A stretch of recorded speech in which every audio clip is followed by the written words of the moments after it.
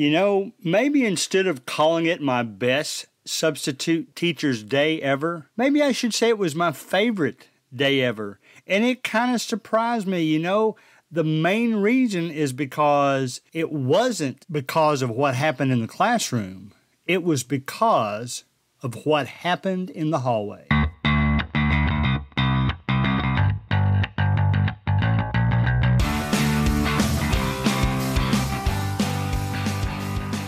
All right.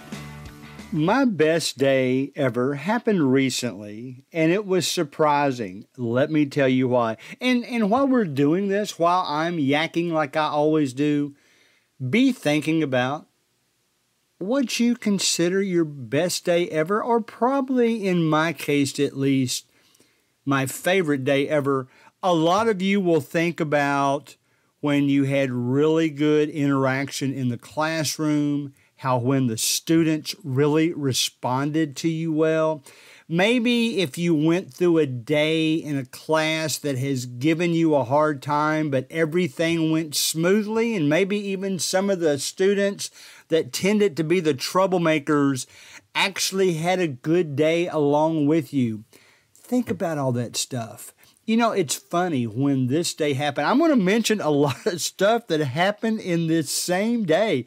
If I just made an episode about my favorite things that ever happened to me as a substitute teacher, I could list these same things, and they all happened in the same day. It's hilarious, sort of.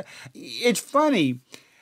I didn't think about it until I got home later that evening, and I was thinking back of all the conversations I had, all the things that happened during that day with students, and I'm thinking, that was a really good day. And then I'm thinking, the more I think about it, that was probably my favorite day ever. And isn't it strange? I've had some good days in the classroom, but isn't it strange that I'm thinking about this and it has nothing to do with what happened in the classroom? All right, so here's the way it went down.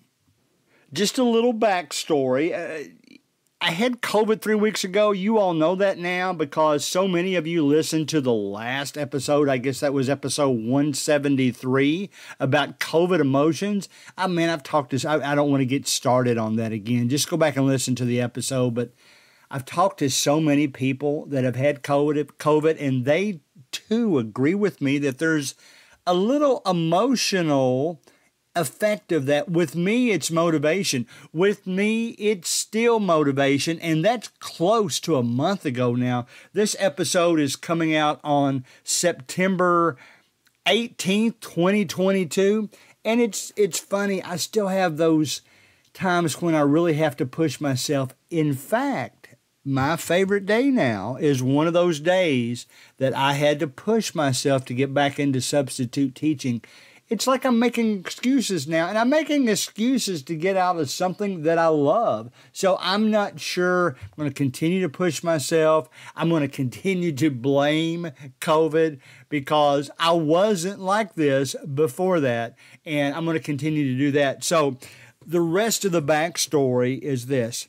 Just as a reminder, those of you that have listened to all the episodes, you already know this, but I'm going to keep it concise for the rest of you. I went through 2.5 years of full-time substitute teaching. I came to the realization earlier this calendar year, the end of the last school year, probably about February, March, that I don't want to do the long term anymore. And it wasn't because I wasn't enjoying it because I actually got to learn the systems of the school and do some grading, and that's okay. I got to talk to the students about how they can pick their grades up and all that kind of stuff that you really kind of mesh with the students about. Well, I decided in January when my wife and I wanted to start vacationing some. I had another long-term job in February. And by mid-March, I guess it was, I'm thinking, I really don't want to do this anymore. There is so many things that me and the wife want to do, me and our extended family want to do, and I want to go back to substitute teaching a day at a time. when I made that decision, it was actually right after my brother offered me tickets to the SEC basketball tournament in Tampa. So I wanted to do that. And I just said, listen, guys, I can't long term anymore. And then it's funny, here recently, when I went back to substitute teaching, I had decided I'm just going to do it a day at a time. So on my day off after each day I substitute teach, it'll let me interact with my family if I need to, run my errands if I need to, rest up maybe after a volleyball match. If I had school and volleyball both, that's a long day. Rest up. I'm getting older. I still think I'm okay, but I'm getting older and just the energy level's not there anymore. So all that is the backstory. So then, recently, I had my first day back at a school since February. It was a school that I had long-termed at for a long time.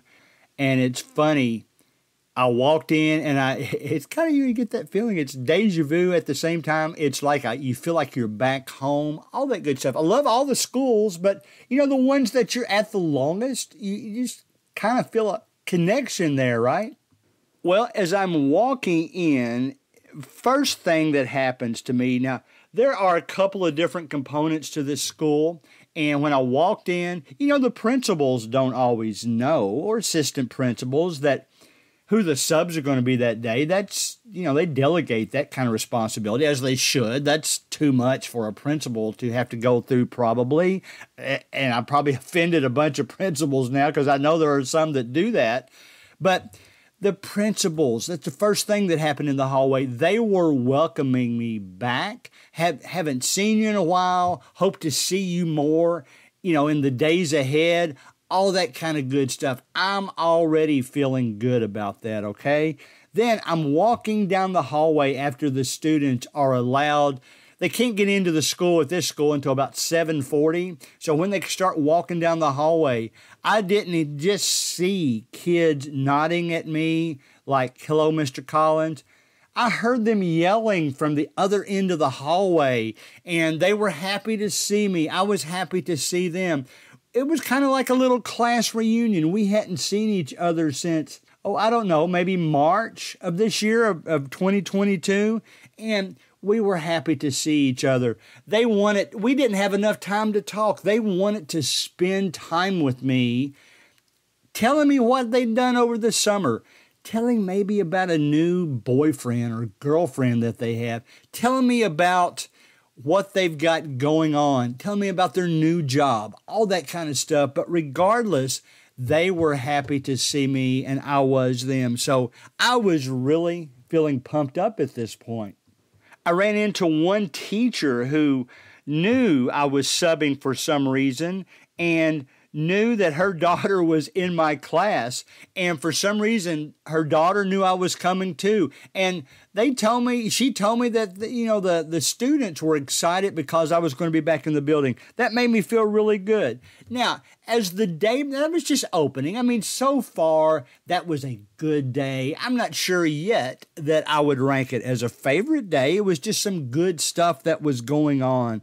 So what I found out, now you've heard me talk before about how I think it's really important that between classes, substitute teachers go out in the hallway right outside their door and at least nod and speak and give hellos to students that come by. So that's the same thing I did. And before I knew it, there wasn't a line, but between every class, there was a student that wanted to come up and share their story with me, not because they thought I would give them advice. In some situations, advice wasn't my place, I guess is the best way of saying that. Some I did give advice that wasn't, something, it wasn't a thing that they should instead be talking to their parents. So that wasn't anything like that. But here's some of the topics. I had students come up. Some of them spent 5 minutes. They spent their whole time between classes, instead of talking to their friends, they were over talking to me. Mr. Collins, what do you think about this? And here's some of the things that they discussed with me. I had one student come up and you could just tell they were so proud of a recent accomplishment because I had had them before and they were really struggling in this area. So they couldn't wait to come up and tell me how good they had done. On the melancholy side, I hate to call it sad. I guess melancholy is usually defined as some kind of memory with a sadness attached to it. I call it sentimental. Maybe that's a good word. Some of them came up and shared sentimental memories. Maybe it was like, I'm not dating this person anymore, don't you? And they would say, I'm doing okay. Or, I'm not the number one student that I used to be. I struggle in areas. Maybe I would make a couple of suggestions. Usually you can just use the word focus and try to motivate them that way. Some of them were in their senior year. They discussed with me how they'd always thought of their senior year as being the year that they really shine, whether that be academics or sports or whatever, the year that was going to be their year. And, of course, we're still just in September. We're just barely a month into the new school year. But they expressed some of the disappointments that they'd had before. And, I tried to share with them, I think those things will straighten out. And if they do, and you have a good future months before your school year is over, you won't remember August and September. So strive for the good stuff. Don't let what's happened so far make you feel so bad that you don't strive to do better or make the most of it. And, maybe it's time for a new opportunity. Maybe you really enjoyed this. In a few months, you will instead enjoy that much more than you enjoyed this. So we had those kind of situations. It just so happened that soon they were going to have their homecoming. They were decorating. It was so funny, some of the homecoming stories. They were showing me pictures of what decorations they had come with. They were so proud. They didn't share that with every teacher. They shared it with me. I'm not sure I know why. They just knew that I would look at it and tell them what a good job they did. They knew I would be sincere about it, but it was really cool to see all the efforts they were putting into their homecoming. I had one student tell me about they knew they were going to get asked to the homecoming at the end of the day while they were out in the parking lot. And they were saying, like, what do I do? What do I do? And, of course, I'm not going to give them any suggestions. Just say, go with your heart, man. I said, do you want to go with this person? They say, yeah. Well, then it's a good thing. There might be a little bit uncomfortable embarrassment at first, but you're going to say yes, and you're going to have a good time at your homecoming.